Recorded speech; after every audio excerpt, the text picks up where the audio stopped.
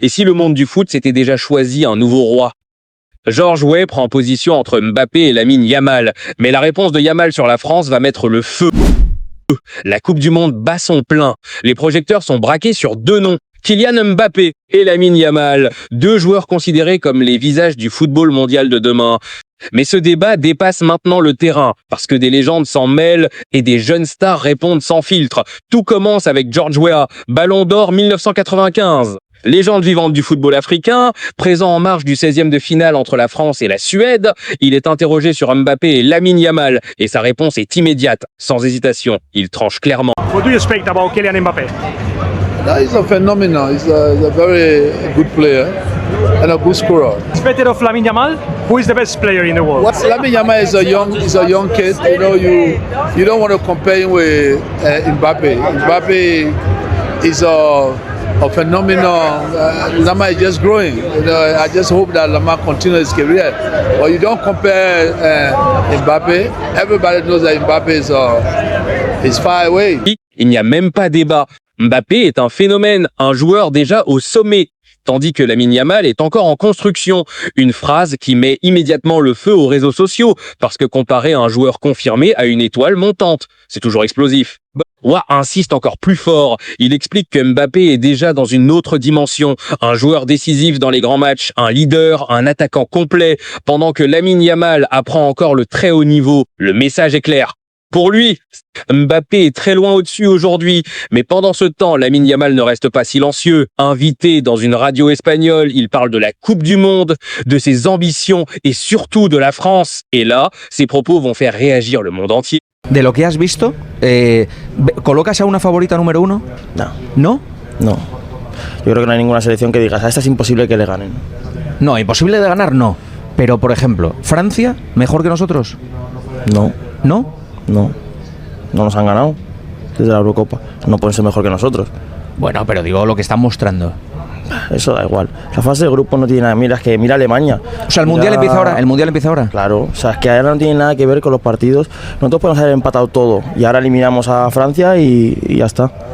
Entonces yo creo que no hay ninguna favorita. Obviamente Francia llega en muy buen nivel, muy buena forma, tiene buenos jugadores, pero no creo que esté por encima de ninguna. O sea, de ninguna, Para mí ninguna está por encima de ninguna. Il affirme que l'Espagne n'a peur de personne, qu'elle peut aller au bout. Et surtout, il remet en question la supériorité de la France. Selon lui, la France n'est pas forcément meilleure. Cette phrase devient virale instantanément. La France n'est pas meilleure que nous. Une déclaration forte, très forte, qui relance immédiatement les débats. Certains parlent de confiance, d'autres parlent d'arrogance. Mais une chose est sûre, Lamine Yamal assume totalement son statut. D'un côté, Georges Weah, qui encense Mbappé, le voit déjà au sommet du football mondial. De l'autre, Lamine Yamal, jeune, talentueux, mais déjà sans complexe face aux plus grandes nations et au milieu. Mbappé, le joueur qui symbolise cette rivalité indirecte. Ce duel n'est pas seulement sportif. C'est un choc symbolique. Expérience contre jeunesse, finition contre potentiel, référence mondiale contre prodige en explosion. Weah choisit son camp, Yamal assume le sien. Et le football adore ce type de confrontation parce que ça dépasse les statistiques. Ça devient émotionnel, médiatique, global, dans les vestiaires. Ces déclarations circulent, elles motivent, elles ajoutent de la pression. Elles construisent un récit énorme autour du tournoi. Je dis toujours que je suis conscient de ce que je joue, conscient d'où je suis et ce que je dois faire, mais c'est pas seulement moi, je pense que l'équipe est parfaitement consciente de ce qu'on doit faire ici. C'était une nouvelle compétition qui commence aujourd'hui, on a bien joué, on a une entame un peu timide, je pense qu'on pouvait mieux entamer le match, mais après on s'est fait mid dedans, on a eu des occasions qu'on pouvait mettre avant, mais vous savez, ça fait partie du foot, on a réussi à marquer et on a contrôlé le match. Dès que vous avez marqué votre premier but, vous avez couru dans les bras du sélectionneur, ça a dû lui faire chaud au cœur, c'est quelque chose que vous aviez anticipé? Non, je pense que c'est l'idée de ce groupe, c'est l'ADN de ce groupe. On est tous ensemble, on sait que le coach il a vécu une épreuve que malheureusement tout le monde va y passer et c'est très difficile, il y a des choses plus importantes que le foot. Mais il faut qu'il sache et il le sait déjà, mais à travers ce geste de toute l'équipe, il sait qu'il ne sera jamais tout seul avec nous et quoi qu'il arrive, on va le soutenir. Je vous sens très concentré, j'ai l'impression que vous êtes déjà tourné vers le Paraguay là.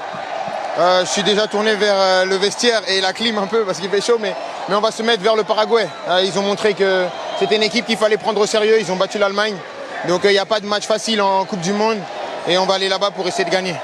Merci Kylian, bravo encore. Il n'y a pas de match facile en Coupe du Monde, mais Kylian Mbappé et les Bleus l'ont rendu facile ce match face à la Suède, Marcel. La France avance, l'Espagne avance, et tout le monde commence déjà à imaginer une demi-finale explosive. Au final, une simple question devient le cœur du débat mondial. Mbappé est-il déjà au-dessus de tout le monde? Ou Lamine Yamal représente-t-il le futur qui va tout renverser? Georges Weah a choisi Lamine Yamal aussi, mais le terrain aura le dernier mot.